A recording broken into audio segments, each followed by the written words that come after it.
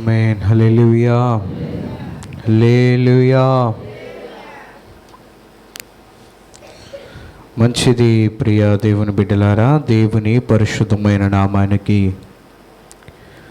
మహిమ కలుగునుగాక. హల్లెలూయా.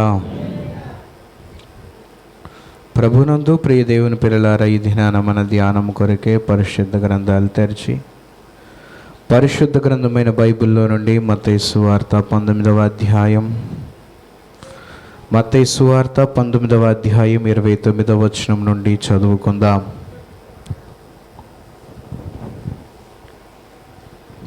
మత్తయి సువార్త 19వ అధ్యాయం 29వ వచనం నుండి చదవండి.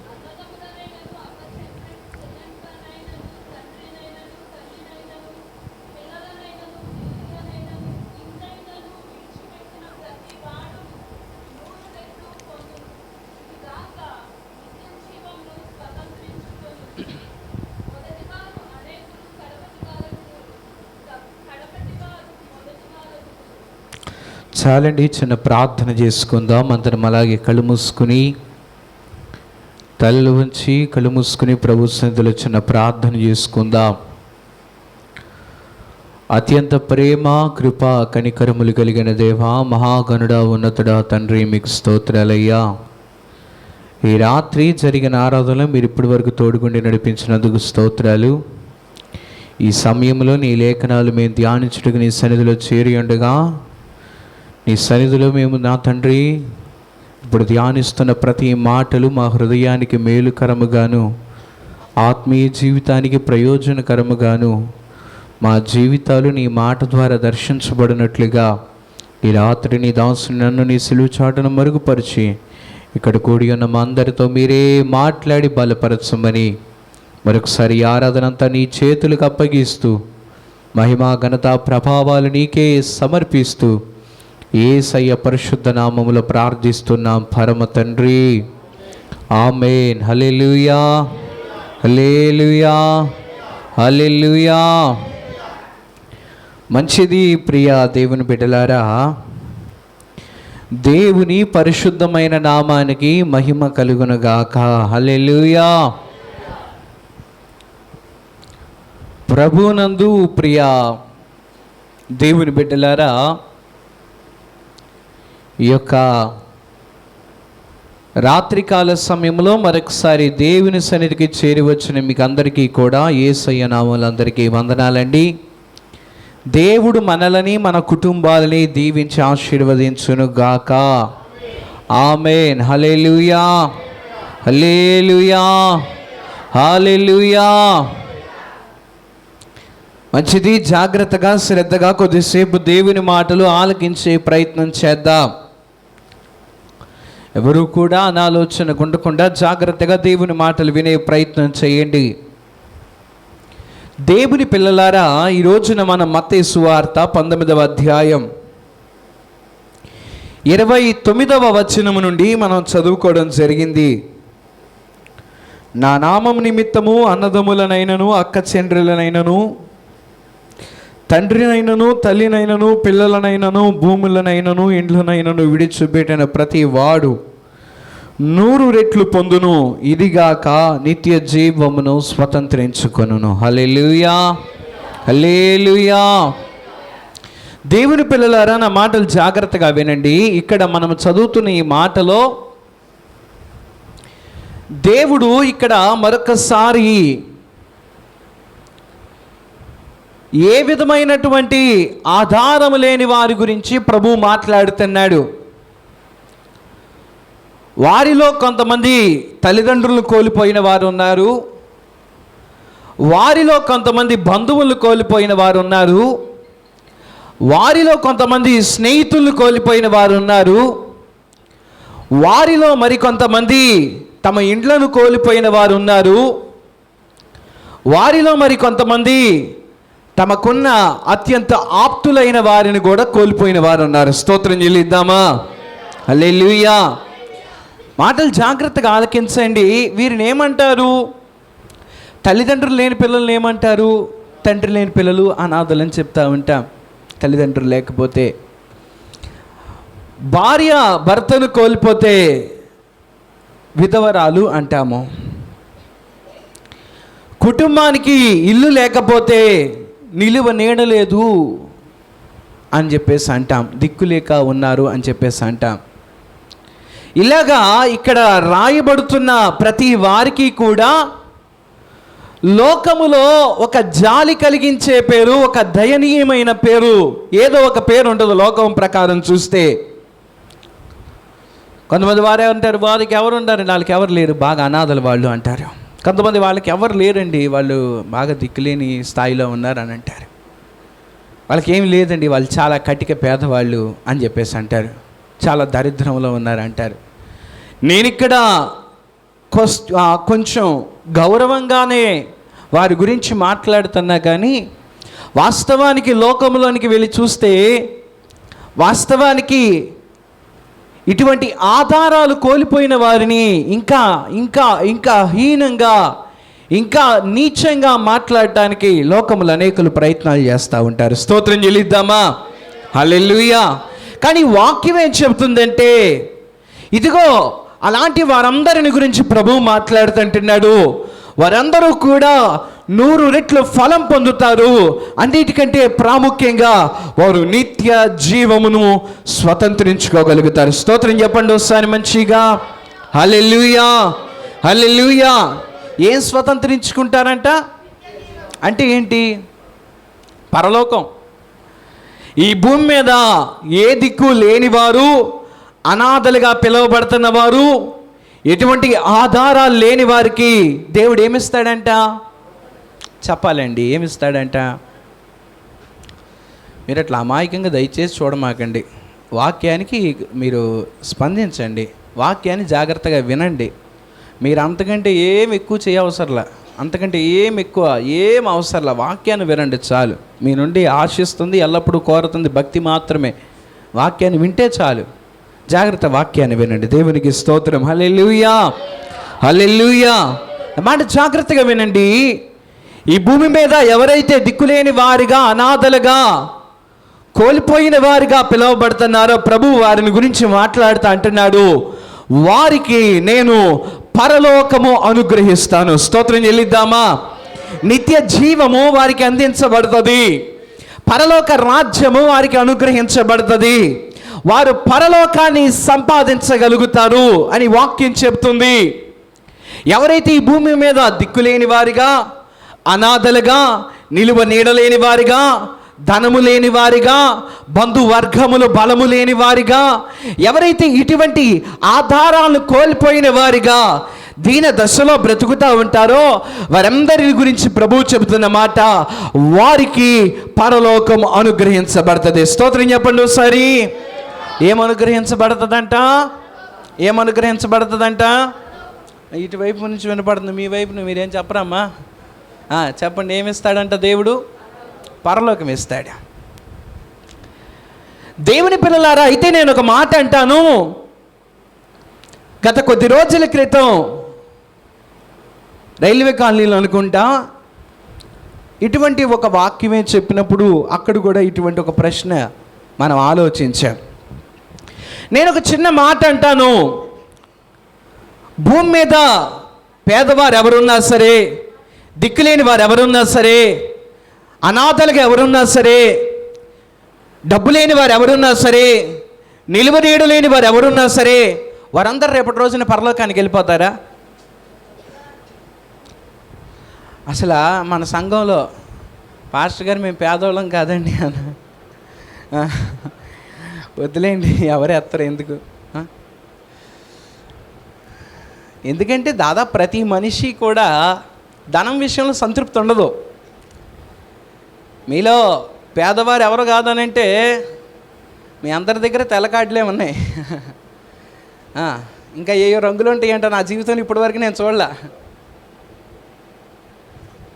కార్లు ఉన్న వాళ్ళు చూశాను, బంగ్లాలు ఉన్న వాళ్ళు చూశాను, అయినా ఆ స్టోర్ బండి దగ్గరికి వచ్చేసరికి అందరి దగ్గర తెల్లకాడ్డే ఉంటుంది. ఎందుకంటే దాదాపు ప్రతి మనిషి కూడా తనను తాను పేదవాడనే చెప్పుకుంటాడు. స్తోత్రం చెల్లిద్దామా? హల్లెలూయా. దాదాపు ప్రతి మనిషి పేదవాడిననే అంటాడు. ప్రతి మనిషి కూడా తన దగ్గర డబ్బు లేదనే బాధపడతా ఉంటాడు.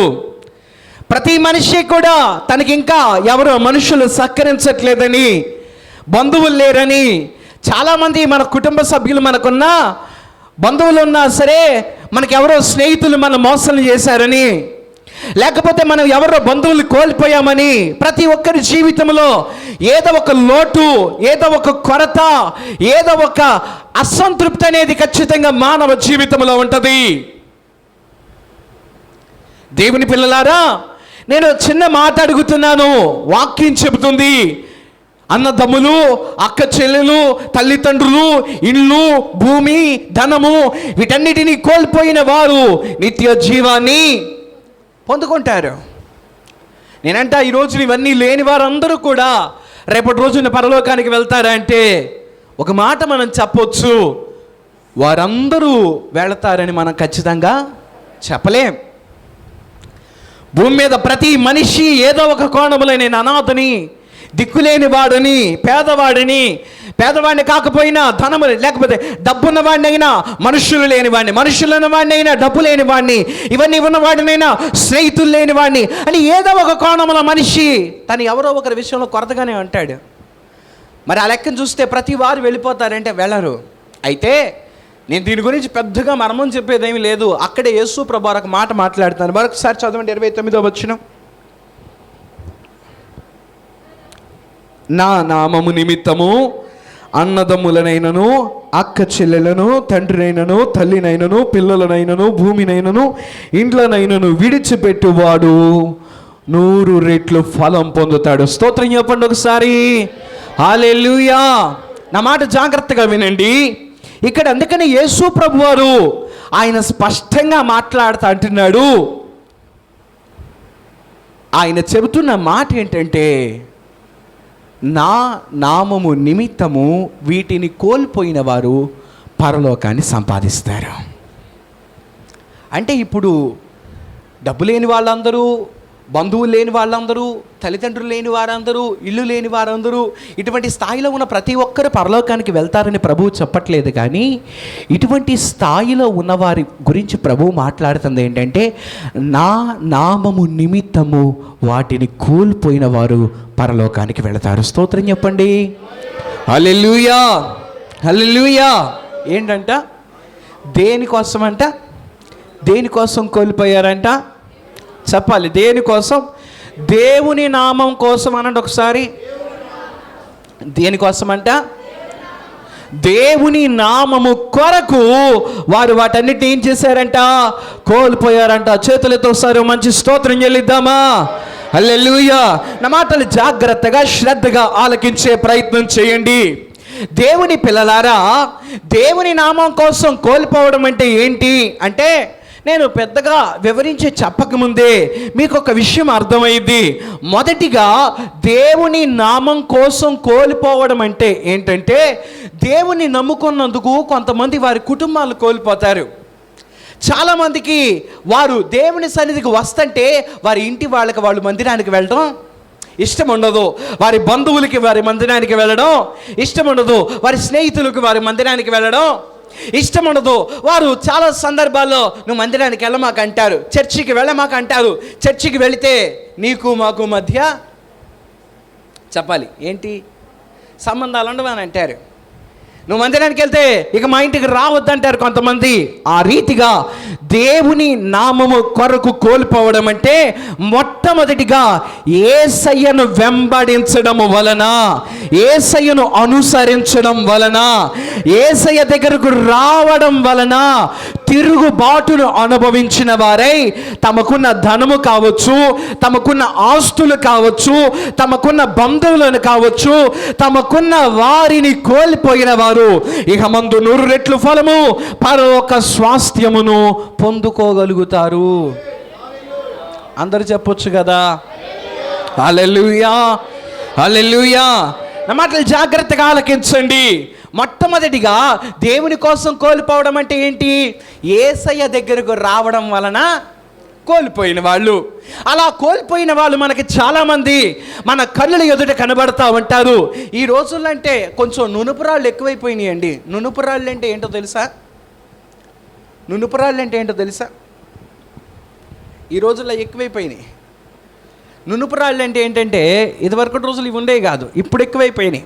ఈ నునుపురాళ్ళు దేవుని మందిరానికి వెళ్తామంటే వద్దు అనరు, చర్చికి రా అంటే కాదు అనరు, చర్చికి వచ్చి భోజనం చేసి వెళ్ళంటే అస్సలు వద్దు అనరు. మందిరం అంటే వాళ్ళు చాలా భయంగా వస్తారు, అంటే పద్దాక రారు, ఎప్పుడో ఒకసారి వస్తారు. మందిరానికి వచ్చి చక్కగా ప్రార్థనలో పాల్గొని పాస్టర్ గారితో ప్రార్థన చేయించుకొని మందిరంలో ఏదైనా ప్రసాదం లాంటిది ఏదైనా పెడితే చక్కగా దాన్ని కూడా భయంగా, అంటే ఏదో పలారం తినడానికి వస్తున్నారు నేను అంటే వాళ్ళు చాలా భయంగా చాలా భక్తిగా దాన్ని కూడా చక్కగా తీసుకుని చాలా భయంగా భక్తిగా వెళ్తారు. యేసు ప్రభువారు అనే మాటను వాళ్ళు కాదనరు. కానీ యేసయ్యకి తమ జీవితాలు ఇమ్మంటే మాత్రం వాళ్ళు ఎవరు అంటే, ఇదివరకటి కాలంలో నేను రీసెంట్గా కొద్ది రోజుల క్రితం నా స్నేహితుడితో అనుకున్న మాట్లాడుతున్నప్పుడు, ఇదివరకటి కాలంలో చాలా సాక్ష్యాలు వినబడతా ఉండే. దేవుణ్ణి నేను తిట్టాను, దేవుణ్ణి నేను దూషించాను, లేకపోతే దేవుణ్ణి నేను కాదన్నాను, యేసయ్య నాతో మాట్లాడాడు, నా జీవితాన్ని మార్చాడు అని చాలా కోకల్లోలైన సాక్ష్యాలు వినబడాయి. ఈ రోజుల్లో అవి తక్కువైపోతున్నాయి. ఎందుకంటే దేవుణ్ణి కాదనే వాళ్ళు తక్కువైపోతున్నారు. మందిరానికి రండమ్మా అంటే వస్తామండి, ఖచ్చితంగా వస్తామండి. మా రామచంద్రపాలెం ఊరోళ్ళంతా చాలా మంచివాళ్ళు. నేను సేవకి వెళ్ళి ఇన్ని సంవత్సరాలు అవుతుంది. ఇప్పటి వరకు దేవుని కృపను బట్టి ఏ తిరుగుబాటు కానీ ఏ ఎదురాట కానీ ఆ గ్రామం నుంచి నేను ఎదుర్కోలేదు. దేవుని కృపను బట్టి ఆ ఊరు వాళ్ళందరూ కూడా చక్కగా సహకరిస్తారు. దేవునికి స్తోత్రం. హల్లెలూయా, హల్లెలూయా. ప్రార్థన పెట్టుకున్నామంటే ఖచ్చితంగా పెట్టుకుంటారు. ఊళ్ళో ఏ ఇంట్లో అడిగినా ప్రార్థన పెట్టుకుంటారు.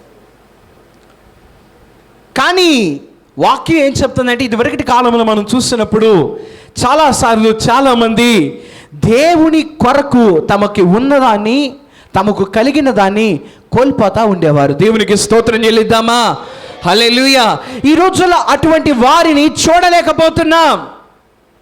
ఈ రోజుల్లో దేవుని కొరకు తిరుగుబాటును అనుభవించేవాళ్ళు, దేవుని కొరకు నిందలను అనుభవించేవారు, దేవుని కొరకు అవమానాలను అనుభవించేవారు, దేవుని కొరకు ఎన్నో విధములైన శ్రమలను తట్టుకునేవారు ఈ రోజుల్లో కనబడట్లేదు. పరిస్థితులన్నీ అనుకూలంగా ఉంటే మందిరానికి వస్తాం. ఏ మాత్రం పరిస్థితి అనుకూలంగా లేకపోయినా వెంటనే ఏం చేస్తాం? మందిరం మానేస్తాం. పని అవ్వకపోతే మందిరం మానేస్తున్నారండి, పని అవ్వకపోతే మందిరం మానేస్తున్నారు. మీ అందరిని బట్టి ఒక పెద్ద హల్లెలూయా చెప్పుకోండి, మీకు మీరే చెప్పుకోండి అండి, చెప్పుకోండి, దాంట్లో తప్పేం లేదండి. హల్లెలూయా చెప్పండి. మీ అంతసేపు ఆలోచించారు నాయన. ఈ ఆలోచన అన్ని విషయాల్లో ఉంటే ఈ పాటికి ఎప్పుడో బాగుపడిపోయేవాళ్ళు కదా. ఇంతసేపు ఆలోచించారు. దేవుని పిల్లలారా, నేను ఒక మాట అంట, దేవుని సన్నిధి కొరకు అవమానాన్ని, నిందని, తిరస్కారాన్ని, చివరికి తమ వారిని కోల్పోగలిగిన ఒక ధన్యత కలిగిన వారు ప్రభు సన్నిధిలో భాగ్యవంతులు. స్తోత్రం చెల్లిద్దామా? హల్లెలూయా. దేవుని సన్నిధి కొరకు, యేసు ప్రభు వారిని వెంబడించడం కొరకు, యేసయ్య దగ్గరికి రావడం కొరకు చూడలేకపోతున్నా. ఈ రోజుల్లో చాలాసార్లు చూడలేకపోతున్నా. యేసయ్య కొరకు నిందపడే వాళ్ళు ఒక్కళ్ళైనా కనబడతారని చూస్తుంటే లేదు, అన్నీ బాగుంటేనే దేవుని సన్నిధికి. కానీ నేను మాట అంట, ఏమో ఇక్కడైనా ఉండవచ్చు, మీలో అయినా సరే ఎవరైనా సరే యేసయ్య దగ్గరికి రావడం కొరకు, ప్రభువుని వెంబడించడం కొరకు, దేవునిలో బ్రతకడం కొరకు, దేవునిలో జీవించడం కొరకు మీరు నిందలు, అవమానాలు, విపరీతమైన తిరుగుబాట్లు మీరు అనుభవిస్తున్నట్లయితే మీ మనస్సు నిండా ఆనందాన్ని నింపుకొని దేవుని సన్నిధిలో సంతోషించండి. పరలోకములో మీకు ఫలము కలుగుతుంది. నమ్మితే స్తోత్రం చెప్పండి. హల్లెలూయా, హల్లెలూయా. జాగ్రత్తగా నా మాటలు వినండి. రెండవదిగా, దేవుని కోసం కోల్పోవడం అంటే ఏంటంటే, ఒకసారి కొరింథీ సంఘానికి పౌలు గారు రాసిన పత్రిక 4వ అధ్యాయం 12వ వచనం నుండి చదవండి. అపోస్తలుడైన పౌలు గారు కొరింథీ సంఘానికి రాసిన మొదటి పత్రిక 4వ అధ్యాయం 12వ వచనం నుండి,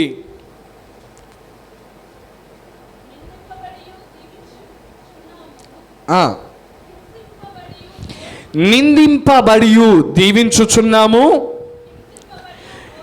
హింసింపబడి ఓర్చుకొనుచున్నాము, దూషింపబడి బతిమాలుకొనుచున్నాము, లోకమునకు మురికిగాను అందరికీ పెంటగాను ఇప్పటి వరకు ఎంచబడి ఉన్నాము. స్తోత్రం చెప్పండి ఒకసారి మంచిగా. హల్లెలూయా, హల్లెలూయా, హల్లెలూయా. నా మాట జాగ్రత్తగా ఆలకించే ప్రయత్నం చేయండి. అపోస్తలుడైన పౌలు గారు ఇక్కడ మాట్లాడుతూ అంటున్నాడు, వాస్తవానికి ఒకప్పుడు ఆయన హింసకుడిగా, దూషకుడిగా, హానికరుడిగా బ్రతికాడు. ఈ మాట చాలాసార్లు వింటా వచ్చాం.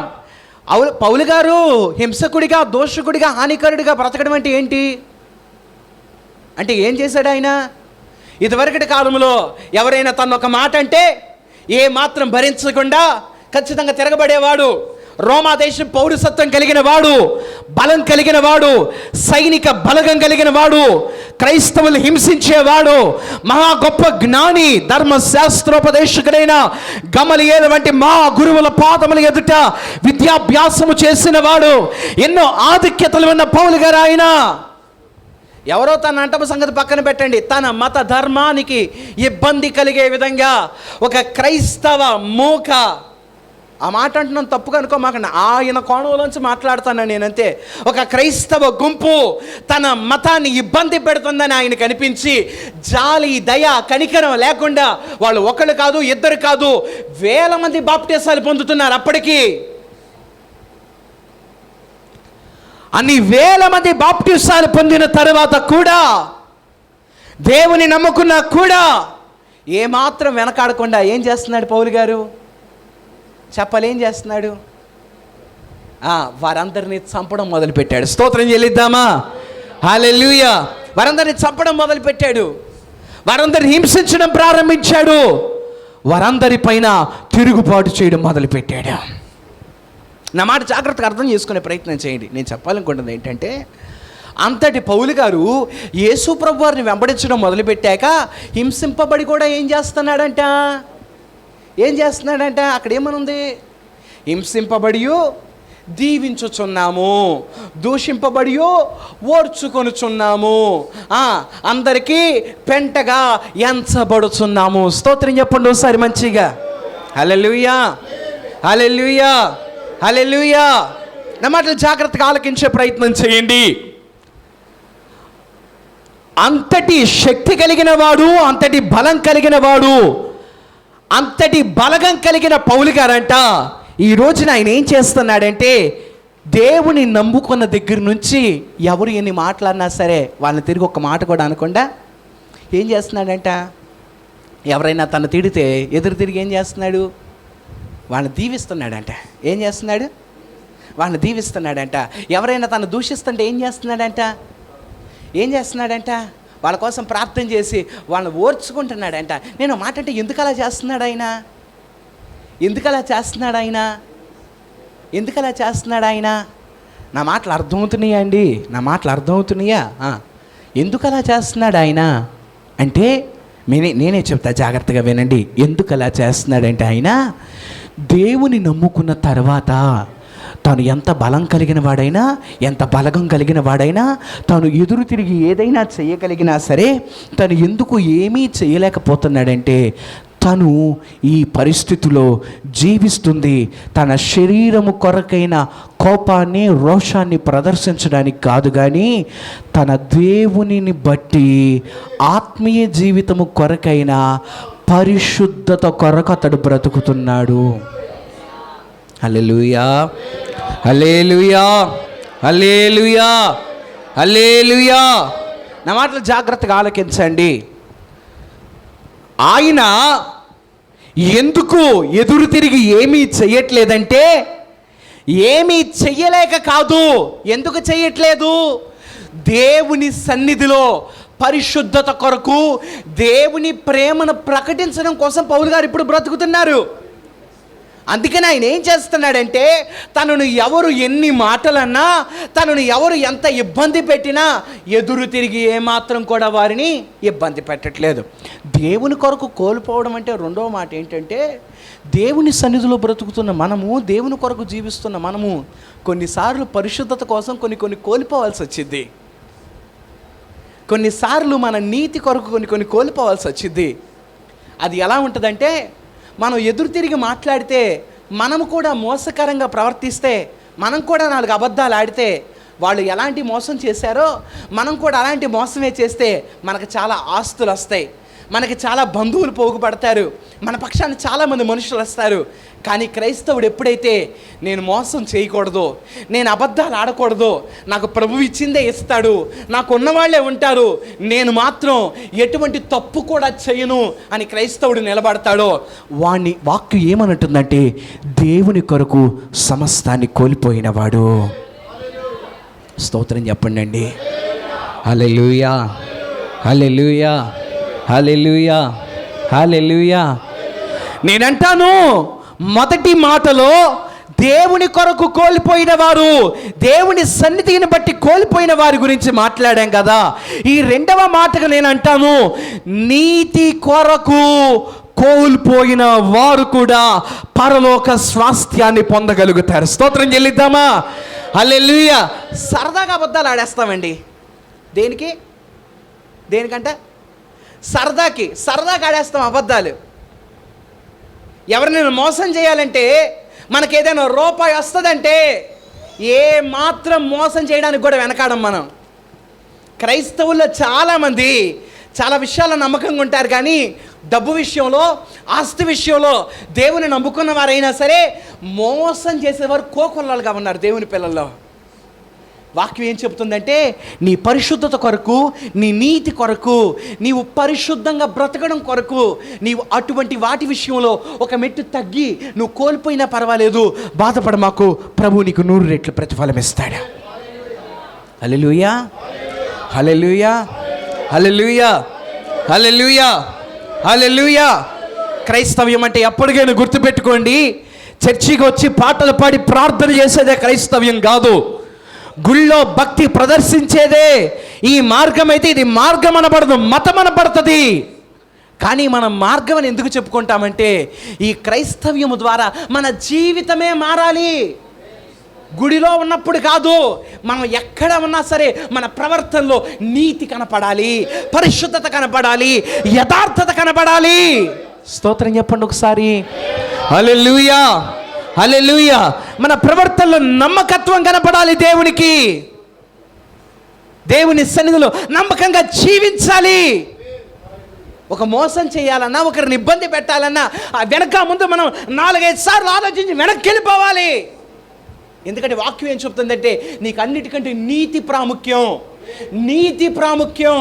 మనుషులు పోగేసుకోవడం, ఆస్తులు పోగు చేసుకోవడం కాదు ముఖ్యం. ఏం ప్రాముఖ్యం అంట? నీతి ప్రాముఖ్యం. ఆఖరిగా ఒక మాట చెబుతాను. దేవుని కొరకు కోల్పోవడం అంటే ఏంటంటే, దేవుని కొరకు కోల్పోవడం అంటే ఏంటంటే అసలు సంపాదించుకోవడం పట్ల ఆసక్తి లేకపోవడం. నా మాట అర్థమైందా? నా మాట వినపడిందా? చెప్పండి. ఏంటంట? సంపాదించుకోవడం పట్ల ఆసక్తి లేకపోవడం. స్తోత్రం చెప్పండి ఒకసారి మంచిగా. హల్లెలూయా, హల్లెలూయా. నేను చిన్న మాట అంటాను, చాలాసార్లు చాలామంది క్రైస్తవుల జీవితాల్లో స్నేహాలు చాలా తక్కువ ఉంటాయి, బంధు బలగాలు చాలా తక్కువ ఉంటాయి, వారికి ఎన్నో విషయాల్లో వారు వెనకబడినట్లుగా కనబడతారు. కారణం, వారు సంపాదించలేని వారు కాదు, వారు మనుషులను పోగు చేసుకోలేని వారని కాదు. కానీ వారు ఎందుకు పోగు చేసుకోలేకపోయారంటే, ఇహలోక సంబంధమైన వాటిపైన వాళ్ళకి ఎలాంటిది లేదు, ఎలాంటి ఆసక్తి కూడా. నేను చిన్న మాట అంటాను. నేను మా చర్చి ఉంది కదా, రామచంద్రపాలెం చర్చి బయట రోడ్డు ఉంది కదా, రోడ్డు పక్కన ఒక మంచి పంచాయతీ బళ్ళు ఒకటి వేయించుకుని దానిపైన కూర్చుని దారి ఏంటి వెళ్ళే వాళ్ళందరినీ ఏంటండి ఏంటి ఏంటి ఈ మధ్య కంపట్లేదేంటి అని చెప్పేసి పిలిస్తే వెళ్ళిపోతారా మామూలుగా అంటున్నా. ఒక నిమిషమైనా ఆగుతారు కదా. మళ్ళీ కాసేపటి తర్వాత ఆయన వెళ్ళిపోయిన తర్వాత ఇంకొక ఆయన వెళ్తుంటే ఏంటి ఏంటి ఏంటి ఏంటి మనం పిలుస్తుంటే పలకుండా వెళ్ళిపోయామేంటంటే మళ్ళీ ఏం చేస్తారు? ఆగుతారు. జస్వంత్ ఏం చేస్తున్నాడంటే మందిరంలో ప్రార్థన చేసుకుంటున్నాడు ఎక్కువ. నేనేమో అందరితో పరిచయాలు మనకి, అసలు ఎవరిని వదిలిపెట్టను నేను. సరే మనుషులతో నేను ఇక్కడ ఒక విషయం చెబుతా, ఆలకించండి జాగ్రత్తగా. మనుషుల్ని ప్రేమించడంలో కానీ, మనుషులతో సంబంధాలు కలిగి ఉండడంలో కానీ, మనుషులని కలుపుకోవడంలో కానీ ఎలాంటి తప్పు లేదు. క్రైస్తవులమై ఉన్న మనము అందరికీ స్నేహితులమై ఉండాలి. యేసు ప్రభు వారు ఏ భేదం లేకుండా దాదాపు మొత్తం ఇశ్రాయేల్ దేశంలో ఉన్న వారందరినీ కూడా ఆయన ఖచ్చితంగా కలిసేసాడు, అందరితో మాట్లాడేశాడు, అందరితో కలిసే ఉన్నాడు ఆయన. సరే నేను ఇప్పుడు ఒక మాట అంటాను. నేను ఇంటికి వచ్చిన తర్వాత కూడా ఏం చేస్తున్నాను, ఫోన్ ఒకటి తీసుకుని ఆ నంబర్లో వెతుకుతూ మొదలుపెట్టా. ఈయనకి ఫోన్ చేసి చానాళ్ళు అయ్యింది, ఒకసారి ఫోన్ చేద్దామని. ఏంటి ఖాళీయేనా అని చెప్పేసి ఏం చేస్తున్నా, మాట్లాడా. ఒక అరగంట మాట్లాడా, అయిపోయింది. మళ్ళీ ఏం తోచిపడి అట్లా మళ్ళీ ఫోన్ తీసాను. మళ్ళీ ఇప్పుడు బాబాయ్కి ఫోన్ చేసి ఛానల్ అయినట్టుంది, ఏంటో మొన్న మాట్లాడాలన్నాడని మళ్ళీ తీసి ఏం చేశా, మళ్ళీ ఫోన్ చేశా. మళ్ళీ మాట్లాడుతున్నాను. ఆయన అన్నాడు ఏదో చిన్న పనిలో ఉన్నాను అన్నాడు. మళ్ళీ అనంటే సరే పని అయిపోయాక మళ్ళీ ఫోన్ చేయి, బాగా బిజీగా ఉంటున్నట్టున్నావు, పెద్దోడు అయిపోయావులే ఈ మధ్య బాగా, మళ్ళీ నాకు ఫోన్ చేయి మర్చిపోకుండా. ఎప్పుడు చేయమంటా, రాత్రి 9 లోపు ఎప్పుడైనా చేయి, నేను ఖాళీగానే ఉన్నాను అని చెప్పేసి అన్నాను. ఆయన ఫోన్ చేశాడు. మళ్ళీ ఫోన్ చేస్తే ఏం చేశాను, మళ్ళీ మాట్లాడే. ఇప్పుడు మా బంధువుల్లో ఎవరైనా నాకు దూరం అవుతారా? ఇటు ఊళ్ళో వాళ్ళు నాకు దూరం అవ్వరు, ఇటు బంధువుల్లో వాళ్ళు కూడా నాకు దూరం అవ్వరు, స్నేహితులు కూడా నాకు. ఈ జస్వంత్ ఏం చేస్తున్నాడంటే మామూలుగా బయటకు వచ్చిన సమయంలో మామూలుగా బయటకు వచ్చి అందరినీ పలకరిస్తున్నాడు, మామూలుగా అందరితో చక్కగా మాట్లాడుతున్నాడు. ఎవరితో మాట్లాడొద్దని కానీ ఎవరిని పలకరించొద్దని కానీ చెప్పట్లేదు. క్రైస్తవులు చాలామంది ఎట్లా ఉంటారంటే, రీసెంట్గా నేను కొద్ది రోజుల క్రితం ఒక దైవజనుడు మాట్లాడుతుంటే విన్నాను. కొంతమంది క్రైస్తవులు అంట వాళ్ళు ప్రార్థన చేసేవాళ్ళు లేకపోతే ఉపవాసం ఉండేవాళ్ళు అని చెప్పడానికి వాళ్ళు ఏం చేస్తారంటే బయటకు వస్తే కోపంగా ఉంటారు. ఆ ముఖం మీద 4-5 మొక్కజొన్న గింజలు అయితే ఏమవుతాయి, చక్కగా పాప్కార్న్ అయిపోతాయి. ఈ మాట నేను చెప్పడం కాదు, యేసు ప్రభు వారే ఒకసారి అన్నాడు. మత్తయి సువార్తలు ఉపవాస ప్రార్థనల గురించి ప్రభు మాట్లాడుతూ అంటాడు, మీరు ఉపవాసం ఉన్నారని ప్రజలకు తెలియడానికి మీ ముఖములను వికారముగా చేసుకొనవద్దు. స్తోత్రం చెప్పండి, హల్లెలూయా. చాలామంది ప్రార్థనా పరులము, దేవుని వెంబడించేవారము, ఉపవాసం ఉండేవారమని చెప్పడానికి వీళ్ళు ఎన్ని తెప్పలు పడతారంటే, కాస్త భక్తి చేయగానే ఇక వీళ్ళని ఎవరు పట్టుకోలేరు, ఎవరు పట్టుకున్నా విపరీతమైన కోపం, ఎవరితో మాట్లాడరు, ఇంట్లో వాళ్ళని పట్టించుకోరు, ఎవరిని పలకరించరు, ఒక్కళ్ళు కనపడే ప్రేమించరు. అదేమంటే నాకేంటి ప్రార్థన, వీళ్ళందరూ భూమి మీద ఉన్నారు, నేను ఎక్కడున్నాను, అక్కడికి అసలు వెళ్ళవరా బాబు నువ్వు. దేవుని పిల్లలారా జాగ్రత్త. చాలామంది కాస్తంత ప్రార్థన చేస్తే పరలోకం నుంచి భూమి మీద అడుగు పెట్టరు. ఇక వాళ్ళ దృష్టిలో అందరూ చాలా మిన్నల్లో కనబడతా ఉంటారు. క్రైస్తవుడు ఎంత ప్రార్థన చేసినా ఎలా ఉండాలి మన జీవితాలు, ప్రతి వారిని కూడా ప్రేమించేవారిగా ఉండాలి. స్తోత్రం చెప్పండి, హల్లెలూయా. నా మాట జాగ్రత్తగా వినండి. ఎంత ప్రార్థనా పరులమైనా వీళ్ళెవరు నాతో మాట్లాడడానికి పనికిరాని అనుకోకూడదు. నేను మాట అంట, చాలామంది క్రైస్తవులు ఏం చేస్తారంటే వారు కొంచెం పరిశుద్ధతలోకి ప్రార్థనలోకి వచ్చిన తర్వాత వాళ్ళ కన్నుల ఎదుట ఎవరైనా పాపం చేసేవారు, భక్తిహీనంగా బ్రతికేవారు, దేవుని విడిచిపెట్టేసే వాళ్ళు బ్రతికితే ఏం చేస్తారు?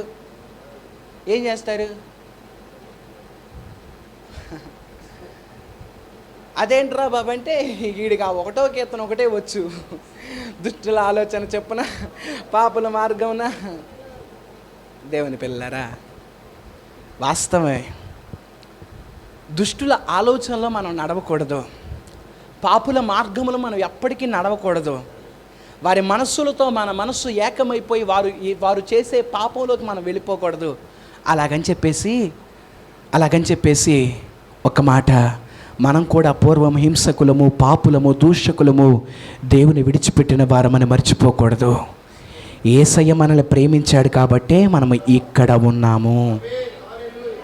ఆమేనన్న మాట అంటే మీ సొమ్మేం కరిగిపోదు. ఆ చెప్పాక కూడా అనపోతంటే మిమ్మల్ని ఏం బాగు చేయలేము. దానికి కూడా సగం మంది అల్లులు చెప్పారు, కొంతమంది ఆమె చెప్పారు, కొంతమంది సైలెంట్గా కూర్చున్నారు. స్పందించడం నేర్చుకోవాలి వాక్యానికి. ఆమె చెప్పండి ఒకసారి. హల్లెలూయా, హల్లెలూయా, హల్లెలూయా. జాగ్రత్తగా నా మాటలు ఆలకించే ప్రయత్నం చేయండి. అయితే ఇప్పుడు ఈ జస్వంత్ ఏం చేస్తున్నాడంటే మందిరానికి వెళ్ళాడు, ప్రార్థన చేసుకుంటున్నాడు.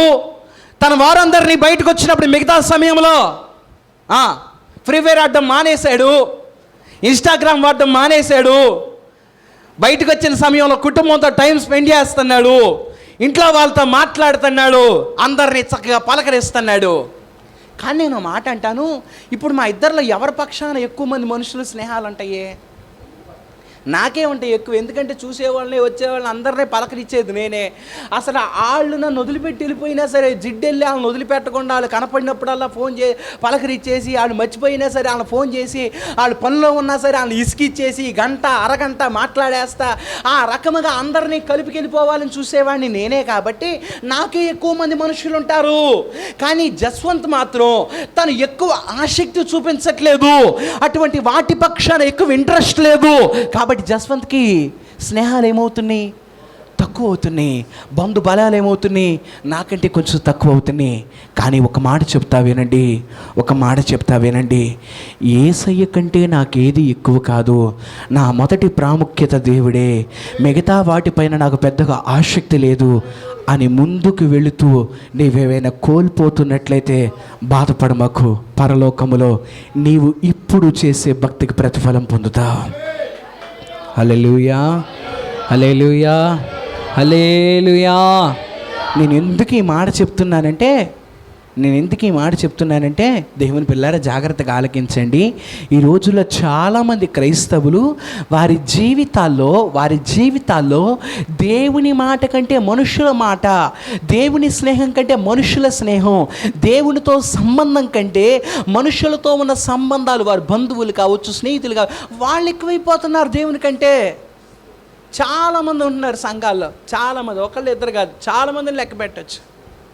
నేను చిన్న మాట అంటాను, మనం బోల్డ్ సార్లు మనుషుల మాటని మందిరాలు మానేసిన రోజులు ఉన్నాయి. పెద్దగా అవసరం మందిరం మానేసిన రోజులు ఉన్నాయి. ఎవరో వచ్చారు, ఎవరో వెళ్తున్నారు, ఎవరో ఆగమన్నారని మందిరం మానేసిన రోజులు ఉన్నాయి. కొన్ని మిగతా రోజులు ఏదో అత్యవసరమని మానేస్తే పర్లేదు. కొన్నిసార్లు ఆదివారం అత్యంత అవసరంగా పాల్గొవలసిన ఖచ్చితమైన ఆరాధనలు మానేసేవాళ్ళు బోల్డ్ మంది ఉన్నారు.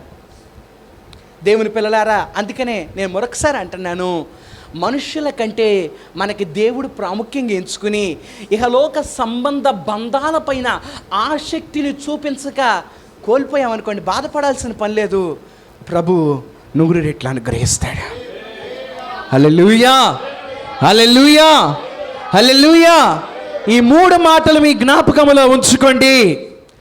దేవుని కొరకు కోల్పోవడం అంటే, 1 ఆయనను బట్టి నిందలు అవమానాలు పడినవారు. రెండవదిగా దేవుని కొరకు కోల్పోవడం అంటే నీతి కొరకు కోల్పోయిన వారు, నీతి కొరకు అనేకమైన వాటిని పోగొట్టుకున్నవారు. మూడవదిగా లోకం పైన ఆసక్తి లేక, లోకం పైన ఇంట్రెస్ట్ లేక, లోక బంధాలపైన ఆసక్తి లేక, ప్రభువుతోనే ఉండాలన్న ఆసక్తితో, ఒకవేళ మనుషులతో ఎక్కువ సమయం గడపలేక, మనుషుల ప్రతి మాటకి లోబడలేక మనం ఒకవేళ ఏమైనా కోల్పోతే బాధపడాల్సిన పని లేదు, ప్రభు అనుగ్రహిస్తాడు. స్తోత్రం చెల్లిద్దామా? హల్లెలూయా. ఇప్పుడు నా మాట జాగ్రత్తగా వినండి. 30వ వచనం చదవండి త్వరగా.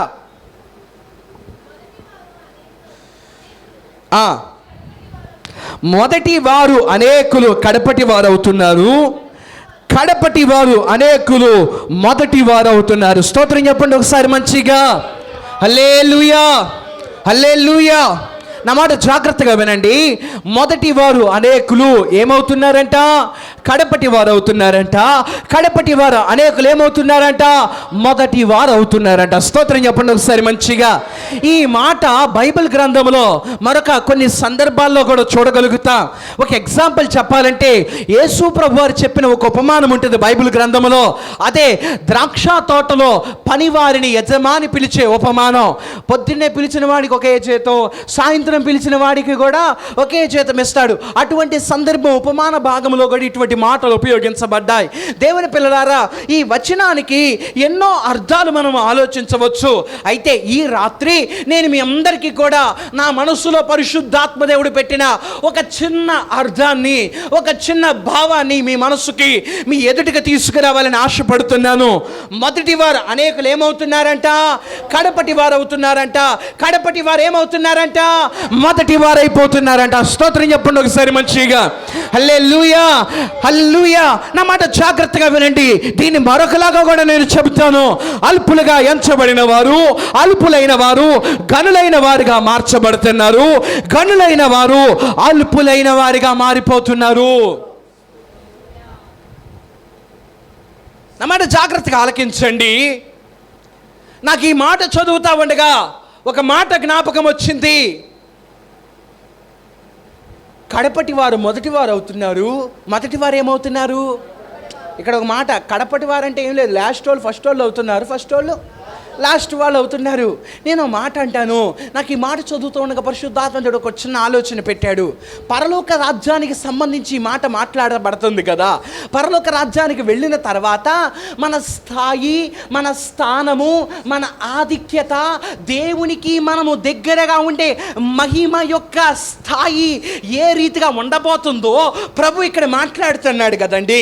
ఈ మాట ఖచ్చితంగా పరలోక రాజ్యములో క్రైస్తవుని స్థితి గురించినది.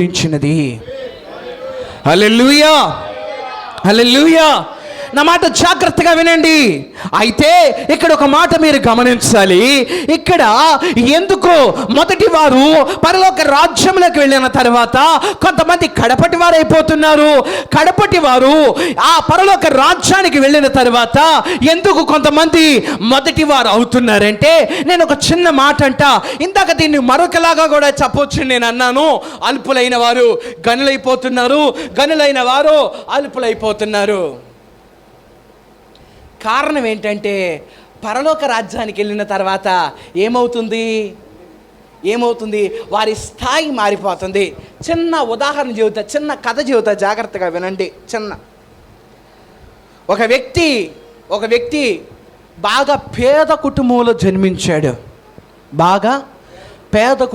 జన్మించాడు. అతడు అనుకోకుండా ఒక రోజున విదేశాల్లో ఉద్యోగం కోసమని బయలుదేరాడు. దాదాపు 15 సంవత్సరాలు 20 సంవత్సరాల మధ్యలో ఆ కాంట్రాక్ట్ వచ్చింది అతనికి. ఎన్ని సంవత్సరాలు? 15-20 సంవత్సరాల మధ్యలో. 15 అనుకోండి. జీతం కొంచెం ఎక్కువగానే దొరుకుతుంది అక్కడ. చిన్నప్పటి నుంచి ఏం చేస్తున్నాడు ఇతడు? పేదవాడిగానే పెరిగాడు, పేదవాడిగానే బ్రతికాడు. విదేశాలకు వెళ్ళిన తర్వాత ఇప్పుడు చేతి నిండా ఏమున్నాయి? డబ్బులు ఉన్నాయి. ఇప్పుడు అతడు ఏం చేయొచ్చు? చిన్నప్పటి నుంచి సరిగ్గా బట్టలు వేసుకునే లేక, సరైన మంచి ఇంట్లో ఉండలేక, సరైన తిండి తినలేక, సరిగ్గా జీవించలేకపోయాడు. ఇప్పుడు చేతి నిండా డబ్బులు వచ్చినాయి. ఇప్పుడు అతడు ఏం చేయగలడు? ఏం చేయొచ్చు?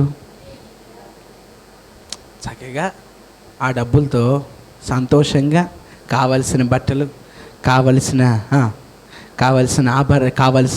తిండి, కావలసిన ఇల్లు అన్నీ కూడా కొనుక్కొని సంతోషంగా బ్రతకొచ్చు. అయితే అతడు ఏం చేశాడంటే తన దగ్గర ఉన్న డబ్బంతా కూడా, నా మాట అర్థమవుతుందా? ఏం చేశాడంట?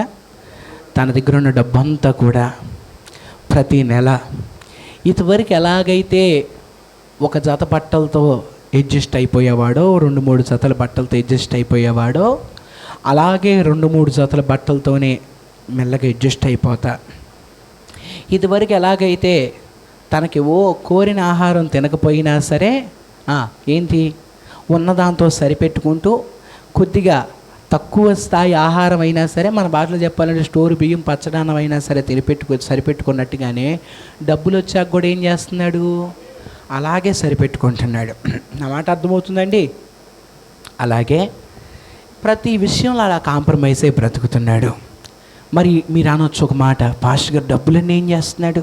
ఏం చేశాడు అంటే ఆ డబ్బులన్నీ కూడా ఏ నెలకు ఆ నెల, ఏ నెలకు ఆ నెల, ఏ నెలకు ఆ నెల తన యొక్క తన సొంత దేశపు బ్యాంక్ అకౌంట్లో వేసుకోవడం మొదలుపెట్టాడు.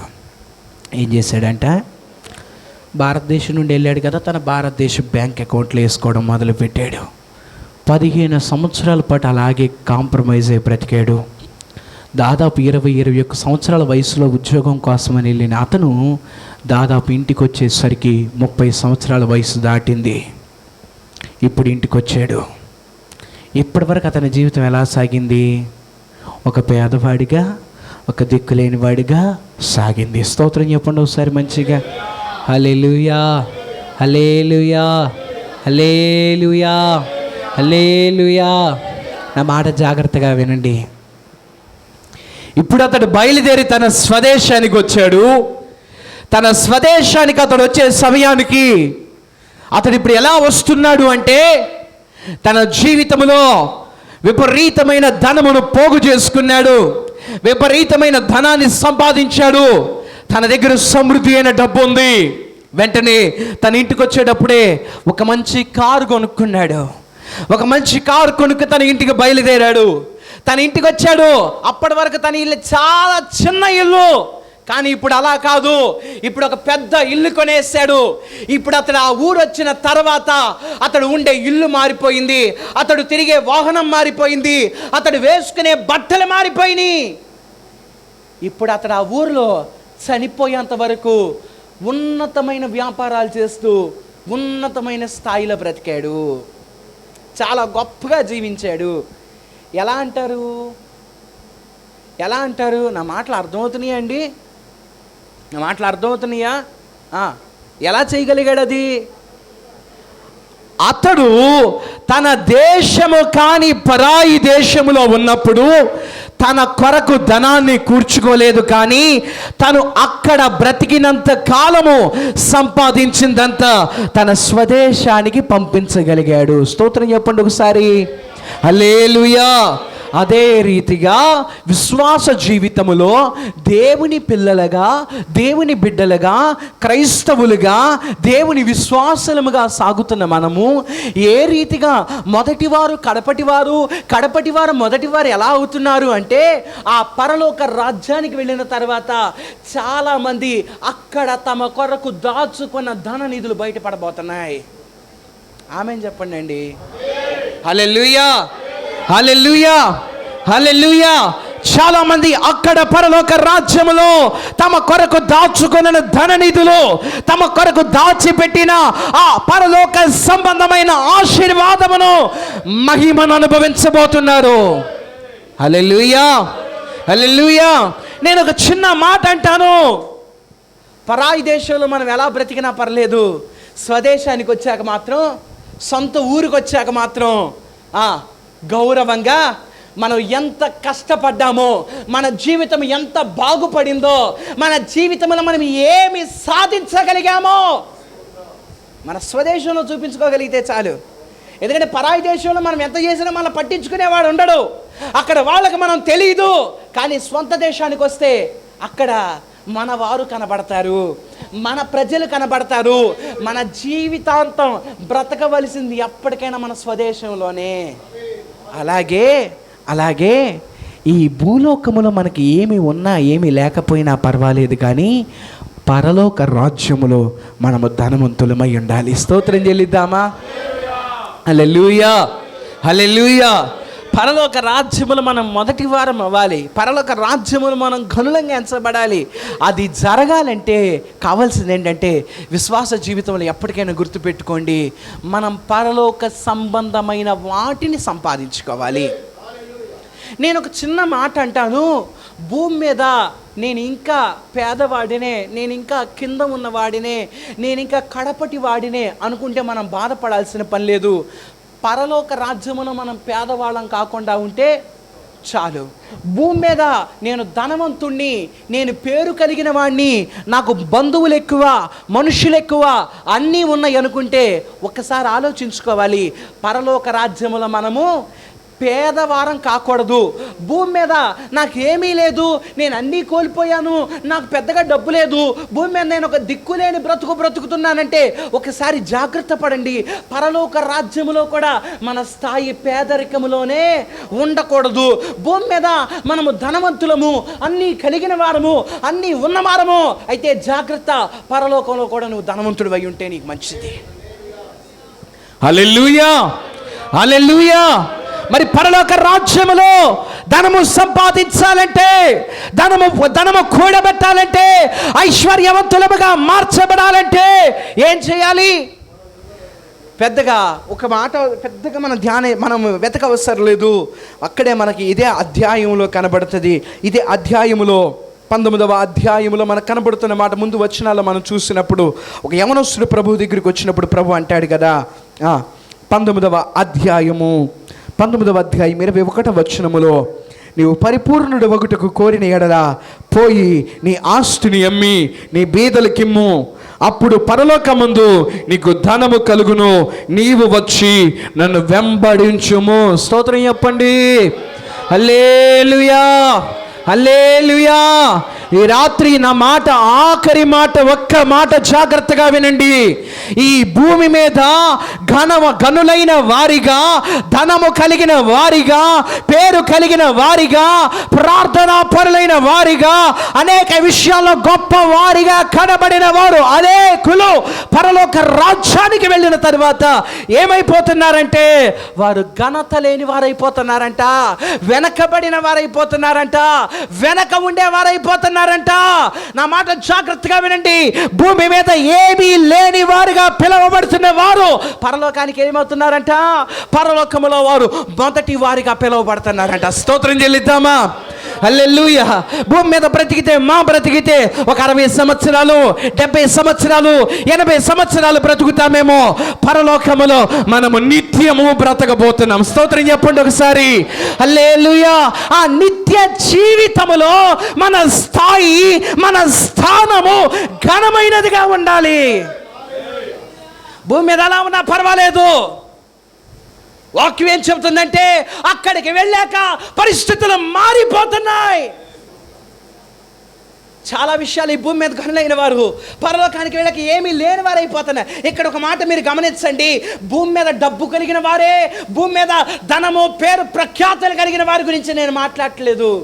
ఇదే మత్తయి సువార్త 6వ అధ్యాయంలో మనం చూస్తే భూమి మీద ఉండగా ఆత్మీయ జీవితంలో కూడా పెద్ద పెద్ద అద్భుతాలు చూసిన వారు, ప్రార్థనలు చేస్తూ ఎన్నో కార్యాలు చేసిన వారు, దయ్యాలను వెళ్ళగొట్టిన వారు, చీకటి శక్తుల నుంచి విడుదలనిచ్చిన దైవజనులు సైతము పరలోకానికి వెళ్ళాక ఏమవుతున్నారంట? అసలు పరలోకానికే రావట్లేదు. ప్రభు మీరెవరో నాకు తెలియదు పోండి అని అంటున్నాడట. అయ్యో అదేంటి ప్రభా, భూమి మీద మాత్రం అంత పరిచయం చేయించావు కదా అంటే, మీరెవరో నాకు తెలియదు, దయచేసి వెళ్ళిపోండి అంటే. ఈ భూమిపైన ఉండగా మంచిగా ఎంతో ఘనంగా కనపడిన చాలామంది, అటు ఆత్మీయంగా గొప్పగా కనబడినవారు, అటు లౌకికంగా చాలా గొప్పగా కనబడినవారు పరలోకంలో ఏమవుతున్నారు చెప్పాలి? ఏమవుతున్నారు? వెనక్కి వెళ్ళిపోతున్నారు. పరలోకంలో స్థాయిలు మారిపోతున్నాయి. కిందవాడు పైకి వెళ్ళిపోతున్నాడు. చెత్తకుప్ప మీద ఉన్న లాజరేమో సింహాసనం మీదకి వెళ్ళిపోయాడు. అదే ఇంటికి యజమానుడైన ధనవంతుడేమో అక్కడ పరలోకానికి కూడా వెళ్ళే అధికారం లేక నరకంలో కొట్టబడుతున్నాడు. దేవుని పిల్లలారా, ఒక మాట చెబుతా, జాగ్రత్తగా వినండి. భూమిపైన మనం బ్రతుకున్న కాలంలో, భూమిపైన మనం బ్రతుకున్న రోజుల్లో మన స్థాయిని, మన స్థానాన్ని చూసి కొంతమంది విర్రవీగుతూ ఉంటారు, కొంతమంది కృంగిపోతూ ఉంటారు. ఈ రాత్రి ప్రభు ప్రేమను బట్టి మీ అందరికీ ఒక మాట జ్ఞాపకం చేస్తున్నా. గొప్పవారమని విర్రవీగిపోతున్నా, తక్కువ వారం అని కృంగిపోతున్నా, ఈ స్థాయి స్థిరము కాదని గుర్తుపెట్టుకోండి. రేపటి రోజున స్థానాలు మారబోతున్నాయి. హల్లెలూయా, హల్లెలూయా, హల్లెలూయా, హల్లెలూయా. హల్లెలూయా, హల్లెలూయా. ఒక దైవజనుడిగా నా ప్రార్థన, నాకు దీన ప్రార్థన ఇప్పుడు కూడా నా మనసులో ఉంటుంది. అదేంటంటే, ప్రభు కృపను బట్టి దేవుడు నా చేతికి అప్పగించిన సంఘ బిడ్డలు ఎవరైతే ఉన్నారో వారందరూ కూడా పరలోక రాజ్యములో జ్యేష్ఠుల సంఘంగా పిలువబడేంత భక్తిపరులు అవ్వాలి. హల్లెలూయా, హల్లెలూయా. కానీ నేను ఇప్పుడు ఒకటి ఆశపడతాను, సంఘాన్నంతా ఆ స్థాయికి నడిపించాలి ఏ విధం చేతనైనా సరే. కానీ ఒక దైవజనుడిగా అందరికంటే ఒక అడుగు నేను ఖచ్చితంగా ప్రతి విషయంలో మీకు భక్తి నేర్పించకుండా నాకున్న దాని గురించే డంబాలు చెప్పుకుంటా ఏ చెట్టు లేని చోట ఆందం చెట్టే గొప్పదన్నట్టుగా చూపించాలన్నది ఉద్దేశం కాదు. మీరు మహాబలాఢ్యులైన ఆత్మీయ పరాక్రమవంతులుగా మార్చబడాలి. మీ ఎదుట నేను కూడా ఒక అడుగు ఖచ్చితంగా భక్తిలో ఖచ్చితంగా ఉండాలి. భక్తిలో ఉండాలి. అందుకని నేను ఎప్పుడైనా సరే సంఘం సవాలు చేసేంత భక్తి చేస్తే నాకు ఆనందం అనిపిస్తూ ఉంటుంది. వాస్తవానికి ఎవరికి కనబడాలని ప్రార్థన చేయడం, ఎవరికో కనబడాలని భక్తి చేయడం ఏ రోజు ఇష్టం ఉండదు. అది గొప్ప ఏం కాదు, ఇదంతా మామూలు చెప్తున్నా అంతే, నా మనసులో చిన్న ఆలోచన. కానీ ఎందుకు కొన్నిసార్లు సంఘానికి కనపడేలా ప్రార్థన చేస్తారంటే దైవజనులు, దానికి కారణం సంఘం ఏం చేయాలి, ఆ ప్రార్థన చూసి, ఆ విశ్వాసం చూసి ఏం చేయాలి, ఇంకా ఆసక్తితో నింపబడాలి. స్తోత్రం చెల్లిద్దామా? హల్లెలూయా, హల్లెలూయా, హల్లెలూయా. మా పాస్టర్ గారు బాగా ప్రార్థన చేస్తాడు. ఆ పొగడతలు ఎప్పటికీ అవసరంలే. మా పాస్టర్ గారు బాగా వాక్యం చెబుతాడు. మా పాస్టర్ గారికి బైబిల్ బాగా తెలుసు. ఆ భాగాలు ఏం అవసరంలే. కావలసిందల్లా ఒకటే, దైవజనుడు ముందు నడుస్తూ ఉండగా ఆయనతో పోటీ పడి భక్తి చేసే విశ్వాసులు కావాలి. హల్లెలూయా, హల్లెలూయా. లోబడేవారు, దేవుని సన్నిధిలో ఎల్లప్పుడూ పెనుగులాడేవారు కనపడాలి. పాస్టర్ గారు మీరు మా కోసం చర్చిలో ప్రార్థన చేస్తామండి, మేము ఇంటికాడ ఏం చేస్తాం? అదే చేస్తున్నారు మీరు అంతా కూడా. అందుకనే ఇలా ఉన్నాం మనం అంతా కూడా. అయ్యా మీరు ప్రార్థన చేయండి, మీ ప్రార్థన మాకెంత అవసరం. మీరు ప్రార్థన చేయకపోతే మా జీవితాల్లో మేలు కలగదు. మీరు ప్రార్థన చేయండి అయ్యా, మేము కూడా కలిసి మీతో పాటు మోకరిస్తామయ్యా అనేవాళ్ళు కనపట్టలే. భక్తిలో పోటీ పడాలి.